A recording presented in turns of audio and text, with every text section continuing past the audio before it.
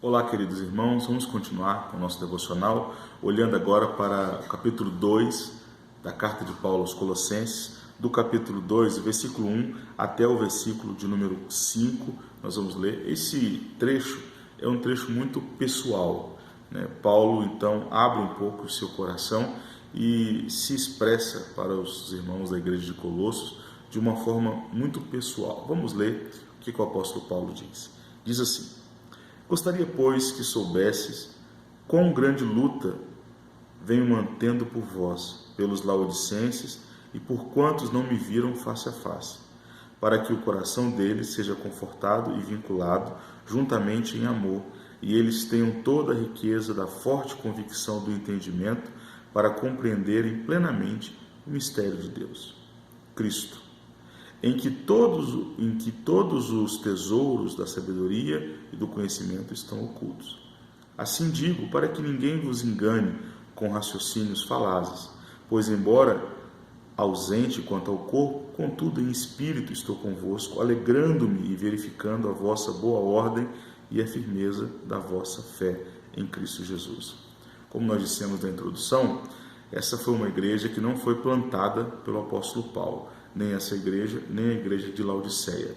Mas Paulo recebeu muitas informações dessa igreja através da vida de um dos seus discípulos, chamado Epáfras.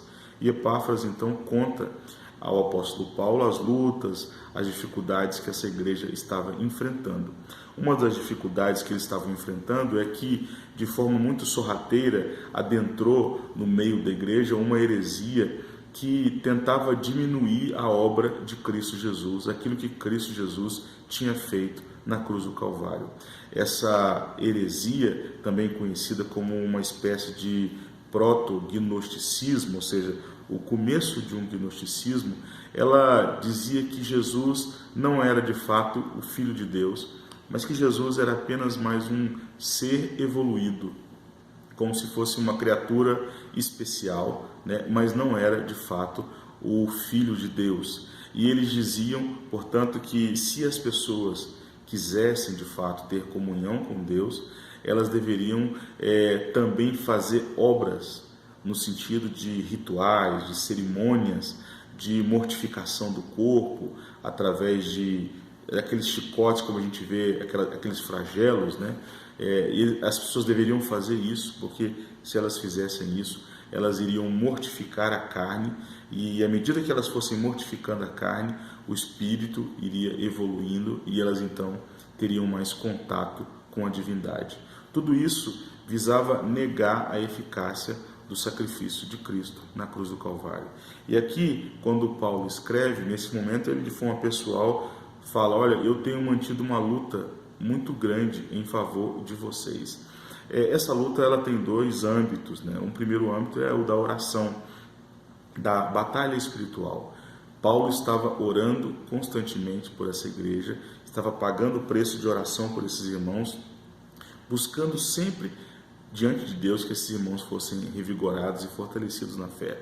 Mas também havia muitas acusações, muitas conspirações, dizendo que Paulo não era apóstolo, que Paulo não era um homem de Deus, e Paulo estava então sofrendo, e tudo isso por quê? Pela causa do Evangelho. E ele diz: olha, eu tenho sofrido, eu tenho passado por dificuldades para que vocês cada dia mais e mais sejam confirmados e tenham um pleno conhecimento do mistério de Deus. Que mistério de Deus é esse?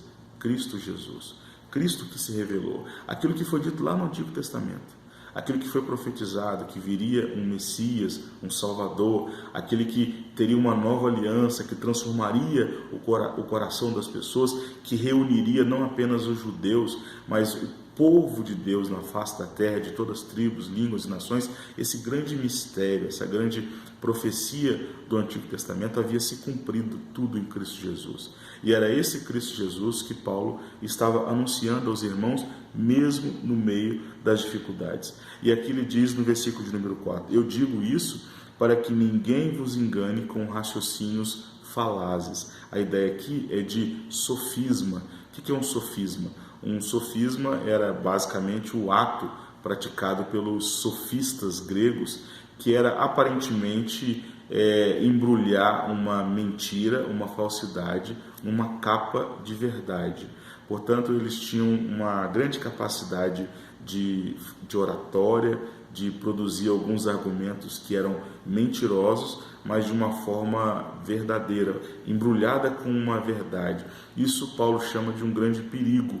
Era sempre armadilhas racionais que eram colocadas diante dos irmãos, e alguns poderiam cair. E ele diz: eu oro para que vocês não caiam nessas dificuldades, que vocês permaneçam firmes em Cristo Jesus. Ora, não é diferente dos dias de hoje. Nos dias de hoje, nós temos também várias mentiras embrulhadas com um papel aparentemente verdadeiro, isso no meio da igreja do Senhor Jesus.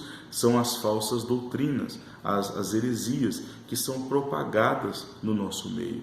Muitas pessoas vão caindo nessas dificuldades, e nós, como cristãos, assim como os irmãos de Laodiceia, temos que tomar cuidado e temos que observar sempre que a obra de Cristo, aquilo que Cristo fez na cruz do Calvário, deve estar acima de todas as coisas. Não há nada que possa diminuir aquilo que Cristo fez na cruz do Calvário. Você é salvo pela graça do começo ao fim. Você é salvo e colocado em Cristo Jesus do começo ao fim. Jesus é o cabeça da igreja. Que nós não venhamos a nos esquecer disso. Em tempos de muitas confusões teológicas, nós temos que nos voltar sempre para a palavra, para os nossos antigos pais da nossa tradição reformada, que sempre nos ensinaram o caminho da verdade, e nos apegarmos a isso para ficarmos firmes em todo o tempo. Deus abençoe você, Deus abençoe sua família, e não se aparte do Evangelho. Há homens que pagaram o preço para que o Evangelho verdadeiro chegasse até nós. Não vamos desonrá-los, pelo contrário, vamos honrar o sacrifício de homens como Paulo, como Pedro, como Inácio, como Agostinho, como Calvino, como Lutero, como Martin Lloyd Jones, J.I. Packer, grandes homens de Deus, Simonton, que fundou a Igreja Presbiteriana no Brasil, grandes homens que trouxeram o Evangelho até nós. E agora nós temos o dever e a responsabilidade de pregar esse Evangelho verdadeiro, puro, para as próximas gerações, para os nossos filhos e netos. Que Deus abençoe e que permaneçamos firmes, em nome de Jesus. Vamos orar. Senhor, ajuda-nos de fato a manter essa tocha acesa da verdade do Evangelho, que o Evangelho não pode ser misturado com falsas doutrinas, com pensamentos humanos, com vãs filosofias, com movimentos que vêm e vão, mas que o Evangelho permaneça puro, que o Evangelho permaneça integral e que possa ser pregado por nós. Abençoe a nossa igreja, todos os irmãos que vão assistir esse devocional, abençoe as nossas famílias. Muitos de nós estamos passando por momentos muito difíceis, mas o Senhor é conosco. Derrama da tua graça, abençoe o conselho da nossa igreja, dê sabedoria para os nossos irmãos, e que a tua presença nunca se aparte de nós. Assim nós oramos e te agradecemos por tudo, em nome de Jesus. Amém. Querido irmão, Deus te abençoe. Tenha um excelente dia na presença do Senhor. Amém.